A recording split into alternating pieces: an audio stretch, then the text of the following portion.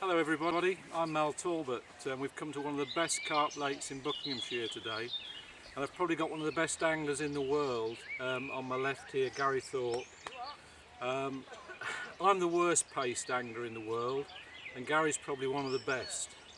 Many years ago Gary broke records galore at carp fisheries. He's still bagging today, and one of his favourite methods is to fish with paste at this time of the year. Water temperatures are now on the increase, paste the bait, and what Gary's done today is brought some of the kit with him that he regularly uses to compile weights in excess of 300 pounds on the method. Gary, just let's go into some of the things that you would advise others to use. Right.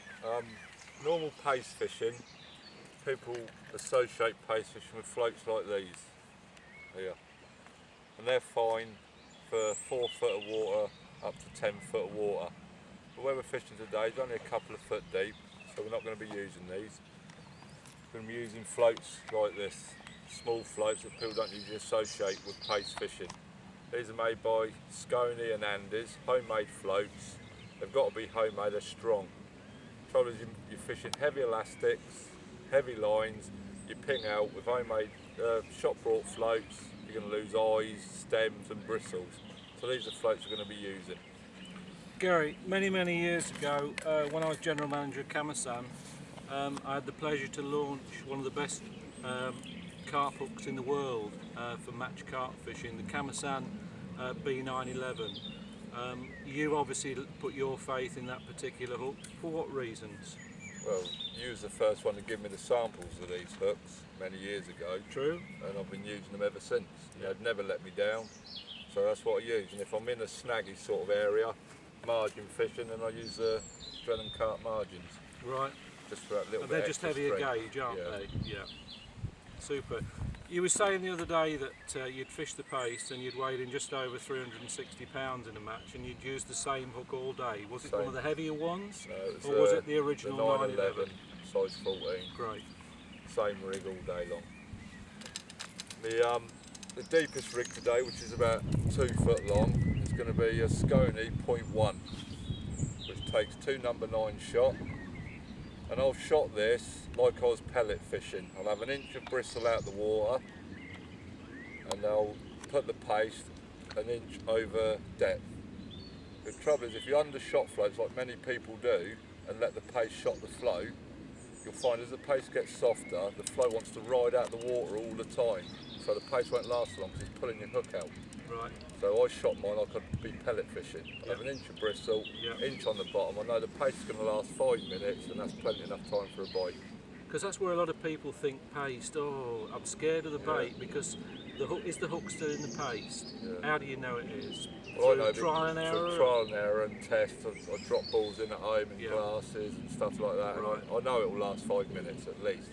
You know, I haven't had a bite in that time. I'll pull in and rebait anyway. So you're saying to the guys who are going to watch this production that we're doing today that they're safe if they're not moving the float about? Yeah. As long as there's nice calm conditions. Today we're going to use ordinary paste, what I'd call ordinary paste. You know, there's sort of 3 sorts. You've got really sloppy paste, ordinary paste, and then the stiff paste. 90% of the fishing is done with ordinary paste. The sloppy paste and that will come to another day. Right. Okay, there's going to be open water rigs, so that's going to be purple hydro for open water, and that's O20 line. And that's, you say that hydro, that's Daiwa elastic, is it, the hydro? Yeah. Yeah. Liquid filled. Right. And then the margin rig, that's going to be my paste float, that little margin rig there. Again, I've shotted it up to an inch below.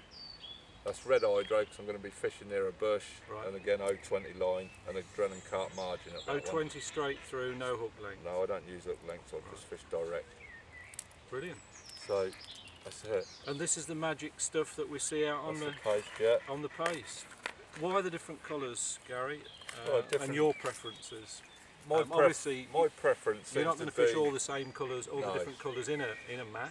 No, but you'll go to some venues where it's out and out green ground bait. Right, got it, yeah. So I'd fish green paste there because they're used to seeing green ground bait. I usually fish the plain or the corner tomic. What, this one here? The plain one, yeah. because I can doctor that during the match if I want to. Yep. You know, if I'm catching on this, halfway through the match I'm getting a bit funny, I'll take half of them a bait, put a little bit of water with it, add some red atomic cloud with it, and straight away I've changed it into red paste. So I've got two different pastes then. This one But I'll your use. pellet colour would stay the same, would it? Yeah, or I can even change them with the atomic cloud if I want to. Right. Straight away within a couple of minutes. This one I'll use on venues where there's a lot of small fish, and I'll feed corn instead of pellet. Why? Because the little fish home in on pellet straight away and they'll just rag you out. Okay. But feeding corn they don't do it so much. So I'll fish corn paste over the top of the corn. And then you've also got the alternative then, if it's not going very well, you can fish the corn over the top. What's the secret on the corn?